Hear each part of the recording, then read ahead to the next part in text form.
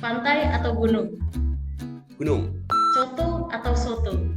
Soto. Kopi atau teh? Kopi. Keroncong atau dangdut? Dangdut dong. Dokter gigi atau pengacara? Dokter gigi dong.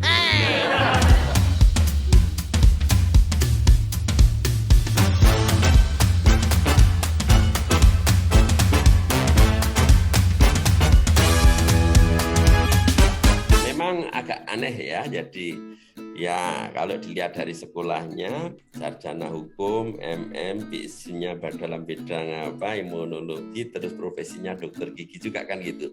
Tapi dalam kesehariannya kenapa kok yang diekspos malah bertani ya kan begitu. Ini kan agak unik kan gitu ya. Nah, ini tak kasih tahu ya kan. Kalau di dalam dunia kedokteran gigi itu kan satu, sebenarnya kita tidak boleh berpromosi. Ya, jadi karena apa?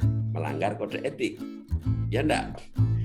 Nah, ini sebagai satu strategi pseudo marketing ya kan? Ya, pemasaran atau hidden marketing ya kan begitu. Yang tidak melanggar kode etik. Tentu kan akan menjadi menarik kalau saya menanam pisang, ya hasilnya bagus atau gagal. Terus orang akan bertanya, siapa itu ahli pertanian apa bukan? Oh, dokter gigi ternyata kan. Ya. Nah, mungkin jenengan juga bisa lihat ya. Jadi di tag alamat saya expose pun juga kalau tidak praktek ya usaha saya yang kedua adalah batik ya, untuk batik dan seterusnya ya kan begitu. Nah itu pseudo marketing ya, jadi tidak melanggar kode etik. Yang kedua tentu di dalam rangka memberikan edukasi kepada masyarakat ya. Dalam konteks ini ya saya seorang yang pun tidak punya background dalam pertanian pun mampu atau mau melakukan juga yang namanya kerja kasar ya. Kerja kasar itu kan dengan tenaga ya kan gitu. Kalau saya sebagai dekan ini kerja cerdas ya kan gitu, tinggal tanda tangan aja selesai kan begitu ya. Nah, ini di dalam rangka memberikan edukasi pada tentu generasi muda dan lain sebagainya ya, pada prinsipnya bahwa semua yang kita kerjakan itu kalau kita jalankan dengan niat yang baik ya tentu akan mendatangkan jadi hasil. Tidak harus dengan ilmu yang tinggi, tidak harus dengan sekolah S3 dan seterusnya. Kan tidak ada hubungan saya sekolah di Jepang S3 dalam bidang imunologi dengan menanam pisang yang berhasil itu ya kan begitu. Ya enggak ada ya, enggak ada sama sekali ya. Yang kedua tentu setelah dengan harapan kami dengan adanya edukasi ini generasi muda terutama ya yang berada di kiri kanan kami pun juga maulah ikut bergerak seperti itu ya. Seperti itu artinya apa ya, semua asal kita mau usahakan pasti akan ada hasilnya. Nah yang ketiga ini di dalam rangka tentu melestarikan lingkungan Mbak Kristi ya. Nah ini yang orang tidak pernah berpikir ya, selalu berpikir kalau menanam sesuatu kan yang akan diambil buahnya ya enggak.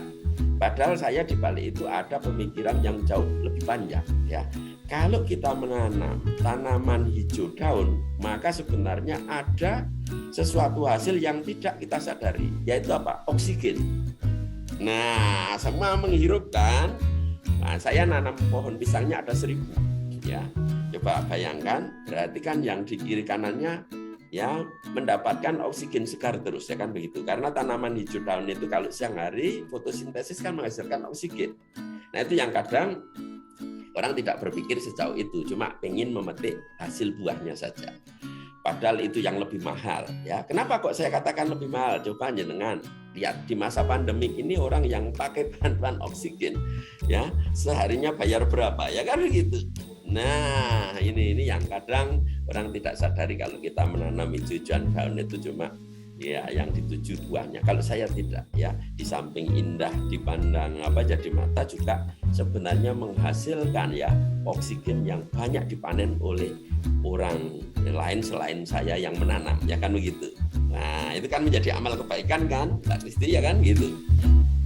Jadi seperti kita ketahui ya bahwa revolusi industri 4.0 dan pandemi COVID-19 itu memaksa kita untuk menjadi orang yang cerdas, ya kan begitu, ya.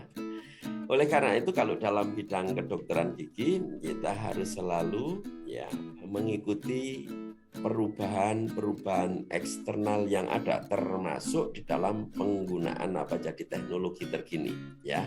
Kadang kan banyak orang bersikukuh dengan ilmu yang telah dia dapatkan pada masa lampau, tapi tanpa disadari bahwa ilmunya itu sudah tergilas oleh perjalanan waktu, ya. Nah, ini menjadi sangat penting. Saya berharap kepada Bapak Ibu sekalian, tentunya termasuk tentu para pengelola Fakultas Kedokteran Gigi di Indonesia, untuk selalu berpikir cerdas melihat perubahan eksternal, ya. Harus kita ikuti, harus kita lihat ya perubahan-perubahan itu dengan tentu ya strategi-strategi untuk menjadikan itu semua sebagai peluang di dalam pengembangan kedokteran gigi.